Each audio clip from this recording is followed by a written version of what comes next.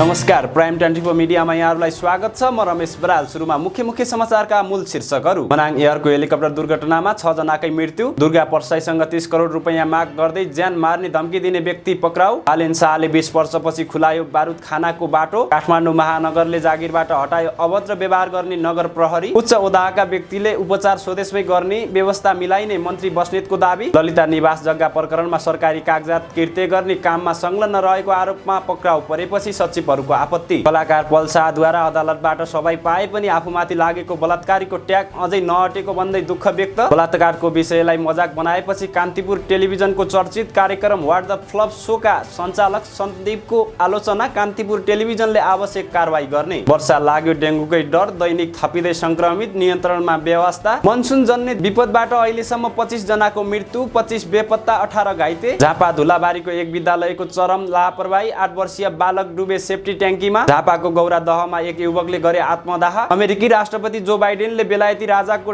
ढाडमा हात राखेपछि विवाद, शाही प्रोटोकल तोडेको आरोप। समाचार लेखेको न्युमा पत्रकारमाथि कुटपिट। बैतडीमा लम्की स्किन नियन्त्रण बाहिर, 64,000 पशु संक्रमित, 9,000 को मृत्यु। आफूलाई राजनीतिबाट हटाउन ठूलो षड्यन्त्र रचेको पाकिस्तानी पूर्व प्रधानमन्त्री तथा क्रिकेटर इमरान खानको गुनासो। खेलाडीले दर्शक कुटेपछि छानबिन गर्दै भलिबल संघ। अबदेखि इरानी महिलाले फुटबल हेर्न पाउने। आज मिति 2080 साल असार महिना 27 गते बुधबार, इस्वीसम्म 2023 जुलाई 12 तारिक। देश तथा विदेशका सम्पूर्ण ताजा खबर लिएर आएको छु। अन्तिमसम्म हेरेर साथ दिनुहोला।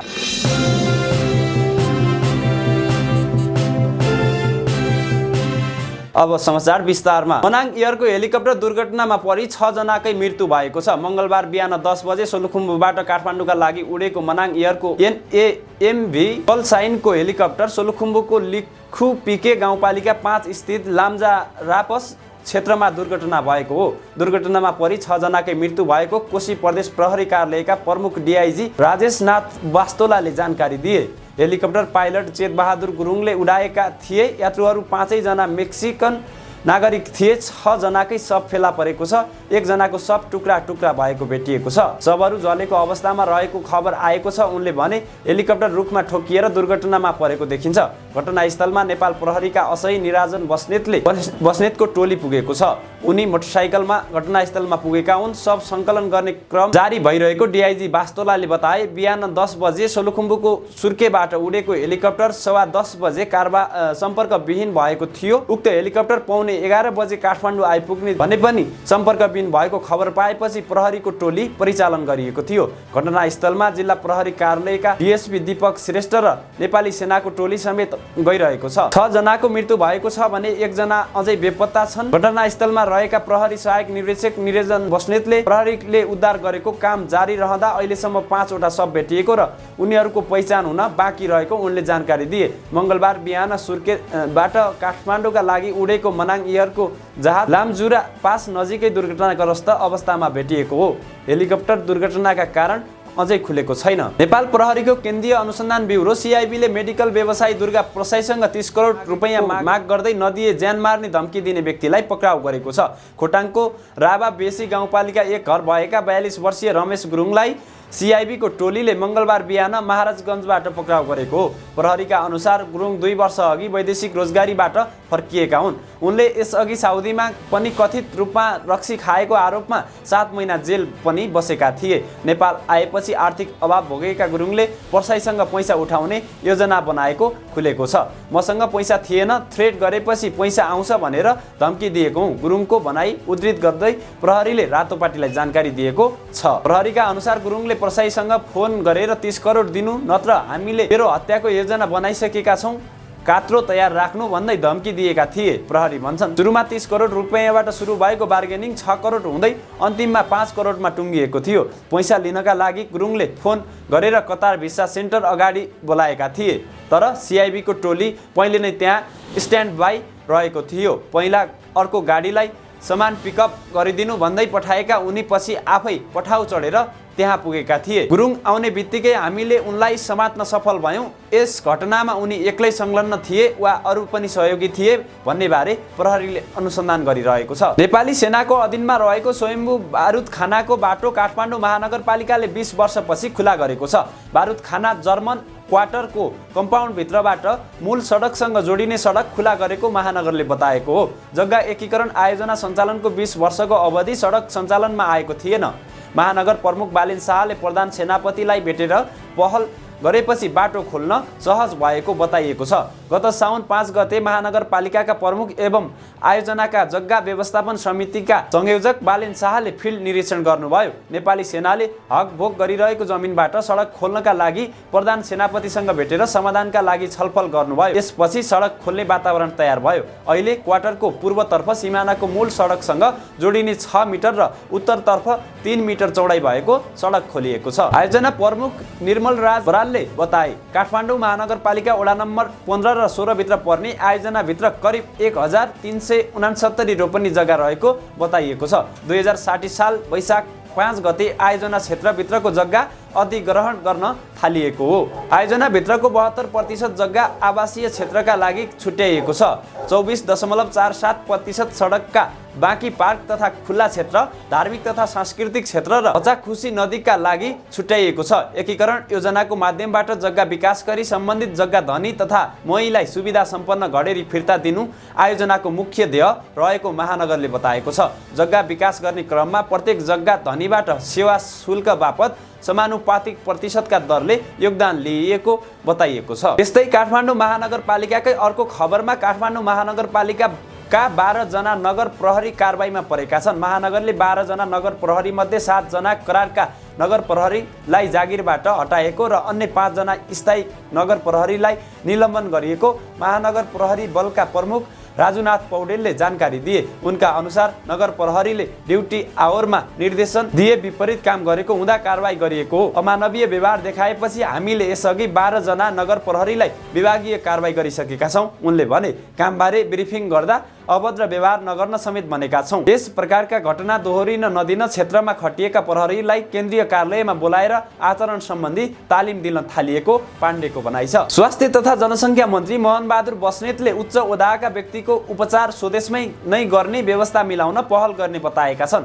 मन्त्रालयमा आयोजित पत्रकार सम्मेलनमा उनले उच्च ओदाका व्यक्तिलाई आफ्नो उपचार स्वदेशमा गर्न अनुरोध गर्ने बताए। उनले उच्च ओदाका व्यक्तिको उपचार विज्ञ चिकित्सकबाट गराउन मन्त्रालयले प्राविधिक व्यवस्था मिलाउने समेत बताए। उनले विशिष्टीकृत व्यक्तिको स्वदेशमा उपचार गर्दा सरकारी ढुकुटी पनि जोगिने र चिकित्सकमाथि विश्वास पनि हुने उल्लेख गरे। उनले पैसा हुनेले बाहिर गएर उपचार गर्ने, नहुनेले नगर्ने खाडल पनि पुरिन आवश्यक रहेको बताए। यहाँ राम्रा विशेषज्ञ सेवा दिने चिकित्सकहरू धेरै हुनुहुन्छ। राम्रा चिकित्सक छायामा पर्नु भएको छ।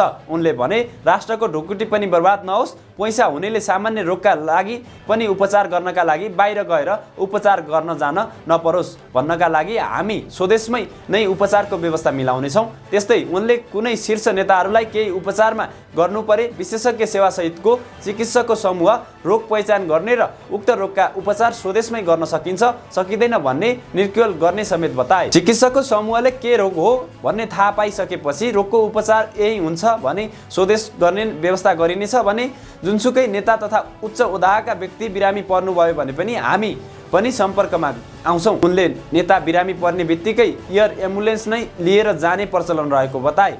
मन्त्री बस्नेतले आफू आइसकेपछि 16वटा केन्द्रीय अस्पतालका 3523 सामान्य शैय्या विपन्नका लागि निशुल्क गरिएको जानकारी समेत गराए। उनले कुनै पनि नेपालीको पैसाको अभावमा उपचारबाट वञ्चित हुनु नपरोस् भन्ने उद्देश्यका साथ आफूले वीर अस्पतालबाट 700 शैय्या विपन्नका लागि निशुल्क गराएको पनि जिकिर गरे। ललिता निवास जग्गा प्रकरणमा सरकारी कागजात किर्ते भएको भनी अनुसन्धान गरिरहेको प्रहरीको केन्द्रीय अनुसन्धान ब्युरो CIB ले आइतबार सूचना तथा प्रविधि मन्त्रालयका सचिव कृष्णबहादुर राउतलाई पक्राउ गर्यो। निर्णयका लागि मन्त्री परिषदमा लैजान उपयुक्त हुने भनी 13 वर्ष अघि राय लेखेकै भरमा बहालवाला सचिव कृष्णबहादुर राउत सरकारी कागजात किर्ते गर्ने काममा संलग्न रहेको आरोपमा पक्राउ गरेपछि सचिवहरूले मुख्य सचिव समक्ष आपत्ति जनाएका छन्। करिब 13 वर्ष अघि 17 असार 2067 मा तत्कालीन भौतिक योजना तथा निर्माण मन्त्रालयको शाखा अधिकृत हुँदा बालुवाटार स्थित प्रधानमन्त्री निवास विस्तार र मोहीलाई जग्गा बाँड्ने सम्बन्धी प्रस्ताव मन्त्री परिषदमा लैजान उपयुक्त हुने भनी राय लेखेका थिए। CIB का SSP दिनेश आचार्यले किर्ते कागजातका कारण ललिता निवासको सरकारी जग्गा व्यक्तिको नाममा दर्ता भएको र त्यो निर्माणमा संलग्न अनुसन्धानको सिलसिलामा पक्राउ परेको बताए। आचार्यले भने यो घटनामा व्यक्ति को हो र कुन पदमा छ भन्ने विषय गौण भयो। ललिता निवासको जग्गा व्यक्तिका नाममा दर्ता भएको विषयमा भएको सिलसिलेवार निर्णयहरूमा संलग्नहरूमाथि अनुसन्धान भइरहेको छ। त्यस क्रममा सम्बन्धित व्यक्ति पक्राउ परेका हुन्। माधव कुमार नेपालको शासनतिर अख्तियारले 2066 चैत र 2067 वैशाखमा मन्त्री परिषदबाट भएको निर्णयका प्रक्रियामा संलग्नहरूमाथि भ्रष्टाचारको मुद्दा चलाए पनि 2067 साल असारमा छुट मोहीका बारेमा अघि सारेको प्रस्ताव र निर्णयहरूमा संलग्नहरूलाई मुद्दा चलाएन। त्यसकै कारण कृष्णबहादुर राउत, नारायण गोपाल मलेगो, सञ्जय कुमार शाहलाई भ्रष्टाचार मुद्दा चलाइएन। तर प्रहरीको केन्द्रीय अनुसन्धान ब्युरोले अहिले सरकारी लिखित कृत्यबारे अनुसन्धान थालेसँगै राउतलाई पक्राउ गरेको छ भने अरूको खोजी भइरहेको छ।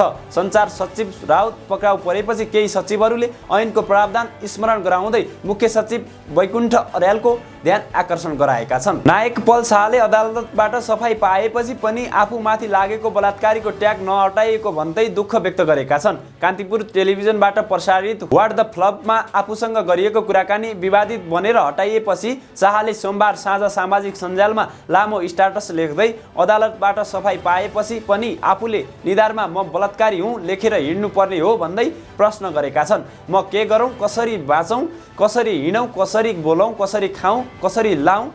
कि मैले निधारमा म बलात्कारी हुँ लेखेर देश छोडौँ, कि मैले खुल्लाम रत्न पार्कमा गएर आत्मदाह गरौँ? शाहले लेखेका छन्। आफूले विगतमा कानुनलाई सम्मान गरेर 1 वर्षसम्म जेल बसेको र अदालतबाट सफाई पाएकै कारण निस्किएको भन्दै उनले अगाडि लेखेका छन्। कानुनले त सही छस् भनेर सफाई दिएको विषयलाई जोडेर बारम्बार प्रहार हुँदा जीवन जिउने अभिलाषा सकिँदो रहेछ। उनी लेख्छन्, मानवीय जीवन हो, उतार चढाव हुन्छ, म नि मानव हो, म भित्र पनि मानवीय संवेदना छ, म रुन्छु हाँस्छु तपाईँहरू जस्तै। डडट म माथि आरोप लाग्यो, मैले कानुनलाई सघाउन सम्बन्धित निकायमा पुगेँ र 1 वर्ष कारागारमा रहेँ। सम्मानित अदालतबाट उक्त आरोपबाट सफाई पाएर म तपाईँहरू जस्तै सामान्य जीवनयापन र कर्म गर्दै आइरहेको छु। मलाई थाहा छ, बुझेको पनि छु, म एक सार्वजनिक व्यक्ति हुँ। मैले गर्ने हरेक गतिविधि समाजसँग जोडिएको हुन्छ।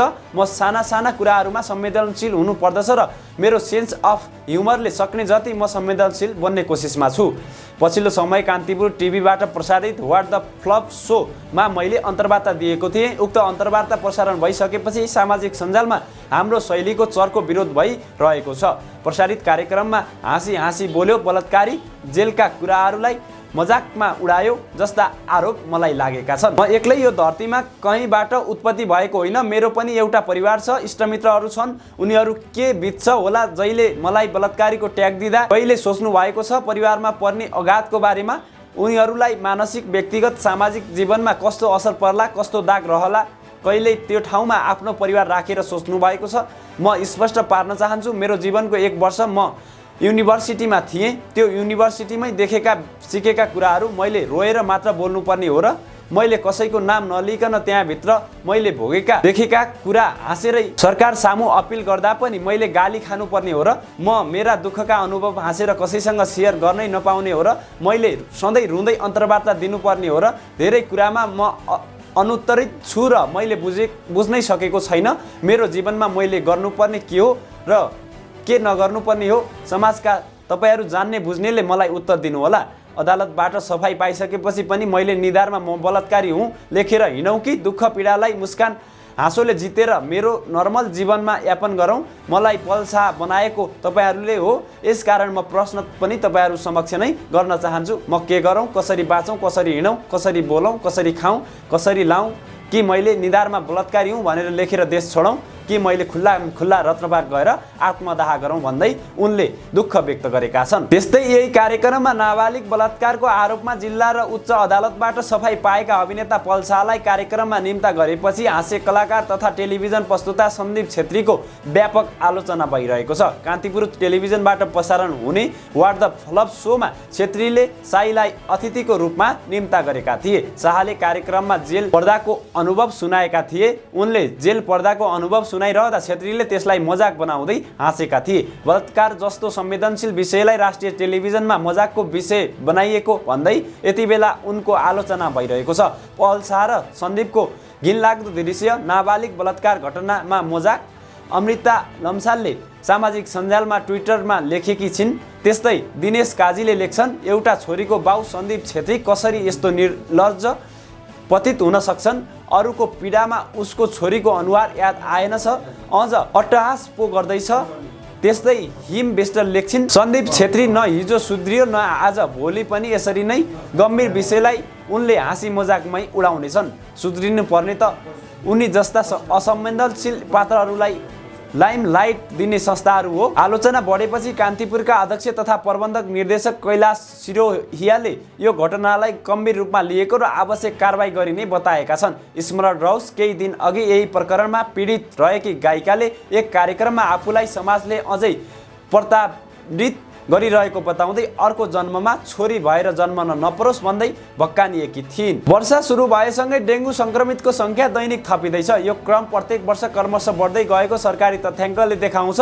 यस वर्ष पनि वर्षा सुरु भएसँगै देशका धेरै स्थानमा संक्रमित दैनिक बढ्दैछन्। सुनसरीको धरानमा त प्रत्येक घरमा नै संक्रमित रहेको वडा अध्यक्ष नै दाबी गर्छन्। यसरी संक्रमित बढ्दै जाँदा पनि नियन्त्रणका लागि प्रभावकारी काम नभएको स्थानीय गुनासो गर्छन्। एडिस एजिप्टाई जातको पोथी लामखुट्टेको टोकाइबाट सर्ने डेङ्गु रोगको जुनसुकै उमेर समूहका व्यक्तिलाई पनि संक्रमण हुन सक्छ। सफा पानीमा यस प्रजातिका लामखुट्टेले अन्डा पार्ने भएकाले ग्रामीण भन्दा शहरी क्षेत्रमा यसको प्रकोप बढिरहेको विज्ञहरू बताउँछन्। एपिडेमियोलोजी तथा रोग नियन्त्रण महाशाखा EDCD का अनुसार गत वर्षको डिसेम्बर अन्त्यसम्म नेपालमा 54,784 जना डेङ्गुका संक्रमित भेटिएका थिए, जसमध्ये सबैभन्दा बढी बागमती प्रदेशमा 42,428 जना संक्रमित थिए। त्यसपछि लुम्बिनी प्रदेशमा 50,337 जना र कोशी प्रदेशमा 23,900 संक्रमित थिए। गत वर्षको जस्तो अवस्था नआओस् भनेर यस वर्ष सतर्कता अपनाउन स्वास्थ्य तथा जनसङ्ख्या मन्त्रालय सतर्क रहेको मन्त्रालयका सचिव डाक्टर रोशन पोखरेल बताउँछन्। अघिल्लो वर्ष पनि जुलाई अगस्त महिनामा डेङ्गुका बिरामी बढेकाले रोग नियन्त्रण तथा रोकथामलाई लिएर आफूहरू चिन्तित रहेको स्वास्थ्य सचिव डाक्टर पोखरेलले बताए। अबको 2 महिना निकै डरमर्दो अवस्था छ, सबै सचेत हुनुपर्छ, डाक्टर पोखरेलले भने। उनका अनुसार हाल देशभर धेरै जिल्लामा डेङ्गु संक्रमित देखिसके तापनि महामारीको रूप भने लिइसकेको छैन। अहिलेसम्म कोशीका तराई क्षेत्रमा बढी संक्रमित देखिन्छन् भने बागमतीमा पनि जोखिममा छ। गत वर्ष महामारीको रूप लिएको डेङ्गु यो वर्ष पनि देखिन थालेको हो। यस वर्ष मनसुन सुरु भए यता 25 जनाको मृत्यु भएको छ। यो 25 गते साँझ 5 बजेसम्मको तथ्याङ्क हो। जेठ 31 गतेबाट नेपालमा मनसुन प्रवेश गरे यता बाढी पहिरो लगायतका प्रकोपबाट 25 जना बेपत्ता छन् भने 18 जना घाइते छन्। बाढी पहिरोबाट हालसम्म 83 घरमा क्षति पुगेको छ भने 119 वटा घर आंशिक क्षति भएको विपद पूर्व तयारी तथा प्रतिकार्य शाखाले जानकारी दिएको छ। यस वर्षको बाढी पहिरोबाट सङ्खुवा सभामा सबैभन्दा बढी क्षति पुगेको छ। त्यहाँ 3 जनाको मृत्यु भएको छ भने 19 जना बेपत्ता अवस्थामा छन्। पाँचथरमा 3 जनाको मृत्यु भएको छ भने 3 जना बेपत्ता छन्। त्यस्तै उखलढुङ्गामा पहिरो जाँदा एकै परिवारका 4 जनाको मृत्यु भएको थियो। विपद जोखिम न्यूनीकरण तथा व्यवस्थापन प्राधिकरणले यस वर्ष बाढी पहिरोबाट 12,54,000 प्रभावित हुने आकलन गरेको छ। मधेसमा सबैभन्दा बढी अर्थात् 4,03,180 र त्यसपछि कोशी प्रदेशमा 3,01,143 जनसङ्ख्या प्रभावित हुन सक्ने उसले प्रक्षेपण गरेको छ।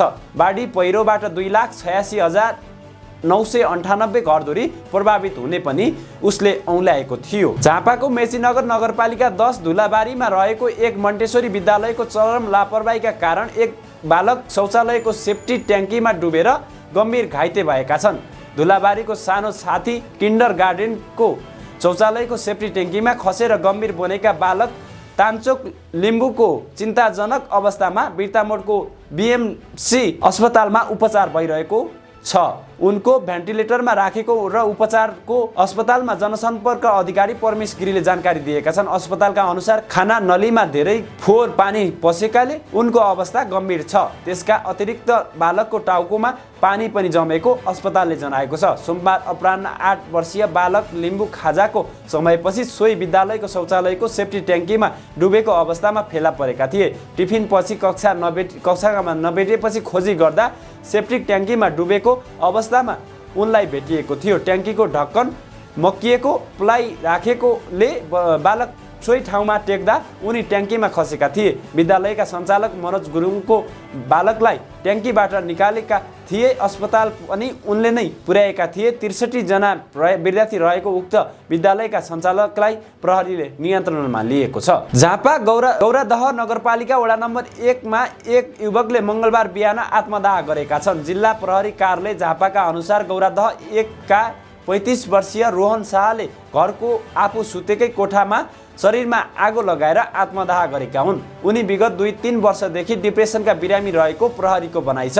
सुत्ने कोठामा डढेको अवस्थामा प्लास्टिकको जर्किन भेटिएको र उक्त जर्किनमा कुन तरल पदार्थ थियो भन्ने यकिन हुन नसकेको प्रहरीले जनाएको छ। उनकी श्रीमती कामको सिलसिलामा विराटनगरमा भएको बेला शाहले आत्मदाह गरेको प्रहरीले जनाएको छ। समाचार लेखेको न्युमा जनकपुर धामका एक पत्रकारमाथि कुटपिट भएको छ।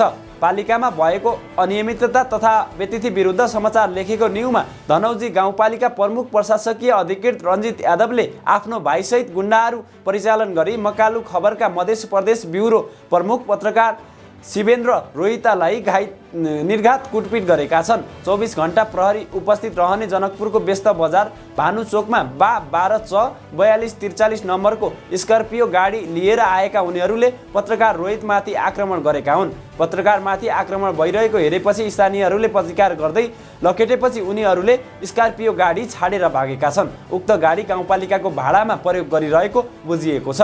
गाडीमा हात हतियार सहित आक्रमणकारी ज्यान मार्ने उद्देश्यले आएको स्थानीयहरूले बताए।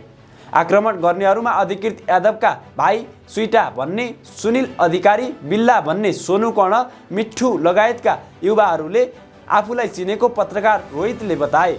प्रहरीले उल्टै आक्रमणकारीहरूलाई सहयोग गरेको पत्रकार रोहितले बताए। हात हतियार सहित आएका आक्रमणकारीहरूलाई पक्राउ गर्नुको सट्टा भगाउन प्रहरीले भूमिका खेलेको पत्रकार रोहित बताउँछन्।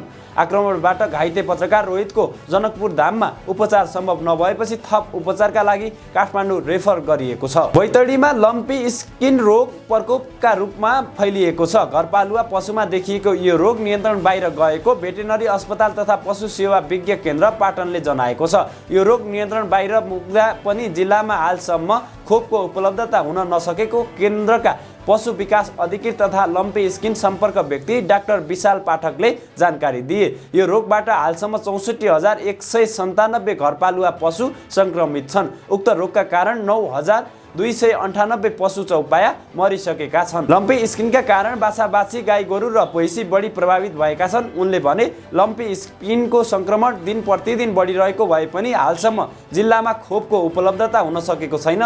प्रदेश र केन्द्र सरकारलाई खोपको उपलब्धताका लागि अनुरोध गरिसकेका छौँ। लम्पी स्किनबाट धमाधम पशु चौपाया मर्न थालेपछि किसान चिन्तित बनेका। संक्रमित रहेका भेटेरिनरी अस्पताल तथा पशु सेवा विज्ञ केन्द्रका प्रमुख गुमानी दत्त पन्तले बताए। उनले भने जिल्लाका 84 वटै वडामा यो रोग फैलिसकेको छ। लेकाली चिसो हुने गाउँमा कम छ, अन्य गाउँमा महामारीकै रूपमा फैलिएको छ। नियन्त्रणका लागि सामान्य औषध उपचार भइरहेको छ भए पनि नियन्त्रण हुन नसकेको उनको भनाइ छ। लम्पी स्किनको औषधि नभएका कारण यो रोगबाट प्रभावित पशुको उपचारमा समस्या भएको छ। उनले भने सामान्य औषध उपचार बाहेक अन्य कुनै नियन्त्रणको उपाय छैन। सरकारी जनशक्तिबाट मात्रै यो रोग नियन्त्रण हुने अवस्था छैन। अहिले संक्रमित देखिएका पशु मर्ने क्रम झन बढ्दो देखिन्छ। अब केही अन्तर्राष्ट्रिय प्रसङ्गहरूमा पहिलो चर्चा जो बाइडेन विवादको। अमेरिकी राष्ट्रपति जो बाइडेन अहिले युरोप भ्रमणमा छन्। यस क्रममा उनले विन्डसर क्यासलमा राजा चार्ल्स तृतीयलाई पनि भेटे। राजा चार्ल्स तृतीयले पनि अमेरिकी राष्ट्रपतिलाई न्यानो स्वागत गरे। यसै क्रममा एउटा घटना घट्यो जसको अहिले सर्वत्र चर्चा भइरहेको छ। धेरै मानिसहरूले त्यसलाई शाही प्रोटोकलको उल्लङ्घन गरेको भनेका छन्।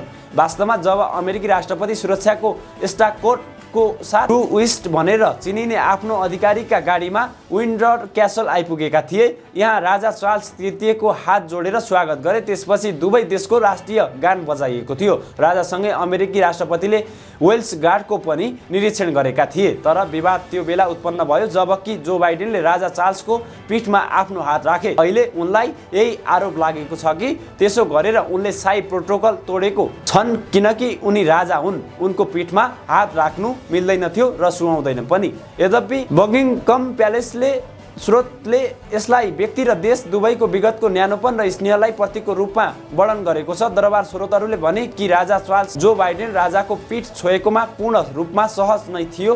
यो दुई व्यक्ति र तिनीहरूका राष्ट्रहरू बीचको न्यानोपन र स्नेहको कस्तो अद्भुत प्रतीक थियो, स्रोतले भन्यो। प्रोटोकल अनुसार भएको पनि उनले बताए। राजा बनेपछि अमेरिकी राष्ट्रपति जो बाइडेनसँग चार्ल्स तृतीयको पहिलो औपचारिक भेट थियो। सो क्रममा दुवै नेताबीच जलवायु परिवर्तन विरुद्धको लडाइँबारे छलफल भएको थियो। पाकिस्तानका पूर्व प्रधानमन्त्री इमरान खानको समस्या अझै कम हुन सकेको छैन। हिजो इमरान खान 12 आपराधिक मुद्दामा आफ्नो बयान रेकर्ड गर्न दुई अनुसन्धान टोली सामु हाजिर भएका थिए। खान विरुद्ध पाकिस्तान दण्ड संहिता र आतंकवाद विरोधी ऐन अन्तर्गत मुद्दा दर्ता गरिएको छ।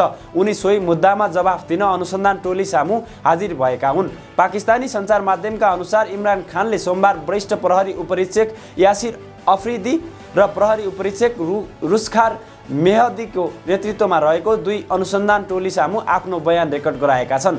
यस क्रममा उनलाई 25 वटा प्रश्न सोधिएको थियो। यसमा खानले पाकिस्तान र राष्ट्रिय संस्थाहरूप्रति मेरो कुनै घृणा छैन भनेका छन्। म पाकिस्तानी जनता, पाकिस्तानी सेना, पाकिस्तानी शहीद गाजी र शहीदहरूको स्मारकहरूलाई हृदयदेखि सम्मान गर्दछु, उनले बयानमा भनेका छन्। गत मे 9 को घटनाको निन्दा गर्दै इमरानले सो घटनासँग मेरो र मेरा पार्टीका कार्यकर्ताको कुनै पनि सम्बन्ध नभएको बताए। उनी यो विरुद्ध रचिएको षड्यन्त्र मात्र यो। इमरान खानले अगाडि मे 9 को घटनाको जिम्मेवारी म कहिल्यै लिने छैन, किनभने मेरो विरुद्ध षड्यन्त्र रचिएको थियो। कानुन प्रवर्तन एजेन्सीहरूले मेरो विरुद्ध षड्यन्त्र रचेका थिए। सरकारले मलाई र मेरो पार्टीलाई कानुनको घेरामा हाल्न खोजेको छ। उनले मे 9 का घटनाहरूमा पार्टी कार्यकर्ताहरू संलग्न थिए भन्ने कुराहरू सहमत हुन नसकेको पनि जनाए, किनकि ती घटनाहरूसँग सम्बन्धित षड्यन्त्रका प्रमाणहरू आफूसँग रहेका छन् भन्दै जवाफ दिएको उल्लेख गरिएको छ। आफूलाई राजनीतिबाट हटाउनका लागि ती सबै षड्यन्त्रहरू गरिएको खानले जिकिर गरे। र खेल प्रसङ्गमा पहिले भलिबल 7औं प्रधानमन्त्री कप NBA राष्ट्रिय भलिबल लिगका दौरानमा सोमबार भएको गण्डकी प्रदेश र आर्मी बीचको अन्तिम समयको खेल तनावपूर्ण रह्यो। खेलका दौरान त्रिभुवन आर्मी क्लबका खेलाडीले दर्शक दीर्घामा नै पुगेर दर्शकमाथि हातपात गरेपछि नेपाल भलिबल सङ्घले एक छानबिन समिति गठन गरेको छ। भलिबल सङ्घको कार्य सम्पादन समितिको सोमबार साँझ बसेको बैठकले सङ्घका महासचिव तथा प्रतियोगिता संयोजक रोशन श्रेष्ठको संयोजकत्वमा 5 सदस्यीय छानबिन समिति गठन गरेको हो। छानबिन गरेर असार 30 गतेभित्र प्रतिवेदन बुझाउन समितिलाई जिम्मेवारी दिएको छ। समितिमा सचिव सुनकेशरी माली, कोषाध्यक्ष श्यामकृष्ण श्रेष्ठ, सदस्य अन्जु श्रेष्ठ र जुनु पुन रहेका छन्। भलिबल सङ्घले सोमबार भएको घटनालाई गम्भीर रूपमा लिएको भन्दै छानबिन गरेर दोषीलाई कारबाही गर्ने जनाएको छ। गण्डकी प्रदेश र एक समर्थकले आर्मीका खेलाडीको नाम नै तोकेर कारबाहीको माग राख्दै सङ्घमा निवेदन दर्ता गराएका छन्। तनावपूर्ण खेलमा आर्मीले गण्डकी प्रदेशलाई 3-0 ले हराएको थियो। त्रिपुरेश्वर स्थित राष्ट्रिय खेलकुद परिषद राखेपमा भएको खेलमा आर्मी 25-19, 26-24 र 33-31 ले विजयी भएको थियो। तेस्रो पटकको अन्तिम समय भनेको निकै तनावपूर्ण बनेको थियो। खेलमा आर्मी 23-24 को अवस्थामा गण्डकीका खेलाडीले प्रहार गरेको स्पाइक आउट भएर रेफ्रीले आउटको इसारा दिएपछि खेलमा 24-24 को बराबरी भएको थियो। तर गण्डकीका खेलाडी ब्लकले समयमा आर्मीका खेलाडीलाई लागेर गएको दाबी गरेपछि विवाद सुरु भएको थियो। गण्डकीका खेलाडीले रेफ्रीको त्यो निर्णयको विरोध जनाइरहँदा एक समर्थकले कोर्टमा रहेका आर्मीको टोलीमाथि पानीको बोतल प्रहार गरेपछि आर्मीका खेलाडी समर्थक पिट्न दर्शक दीर्घामै पुगेका थिए। उनले त्यही गएर समर्थकमाथि हातपात गरेका हुन्। इरानी महिलाले अबको सिजनदेखि रङ्गशाला गएर फुटबल हेर्न पाउने भएको त्यहाँका उच्च फुटबल पदाधिकारीले सोमबार बताएका छन्। यसअघि इरानी महिलालाई विशेष परिस्थिति बाहेक रङ्गशालामा गएर फुटबल हेर्न प्रतिबन्ध थियो। इरानी फुटबल सङ्घका प्रमुख मेहदी ताजले भनेका छन्, यसपल्टको लिगको सबैभन्दा ठुलो विशेषता हुनेछ महिलालाई पनि रङ्गशालामा प्रवेश गराइने। इरानी फुटबलको माथिल्लो डिभिजनको लिग फुटबलको ड्रु निकाल्ने क्रममा ताजले यो घोषणा गरेका हुन्। यो प्रतियोगिता अर्को महिनादेखि सुरु हुँदैछ। यसमा 16 टिमको सहभागिता रहनेछ। इरानमा लामो समयदेखि महिलालाई रङ्गशालामा गएर पुरुषको प्रत्यक्ष फुटबल हेर्न प्रतिबन्ध रहेको थियो। सन् 1979 को इस्लामिक क्रान्तिपछि यो प्रतिबन्ध सुरु भएको हो। यद्यपि इरानमा महिलाले पुरुषले खेल्ने कुनै पनि खेल हेर्न नपाउने कानुन भने छैन। इरानमा कुनै पनि विषयमा निर्णय गर्नमा सबैभन्दा ठुलो हात रहेका धार्मिक नेताले पुरुष आधिपत्य हुने खेल हेर्न उपयुक्त नहुने बताउँदै आएका छन्। हवस् त आजका लागि सम्पूर्ण खबर अन्त्यसँगै हामीलाई बिदा दिनुहोस्। दैनिक ताजा खबर र अपडेटका लागि हाम्रो यस युट्युब च्यानललाई सब्स्क्राइब गर्न र सँगै रहेको बेल आइकनलाई थिच्न पनि नभुल्नुहोला। यतिन्जेल हामीलाई हेरेर साथ दिनुभएकोमा यहाँहरूलाई धेरै धेरै धन्यवाद।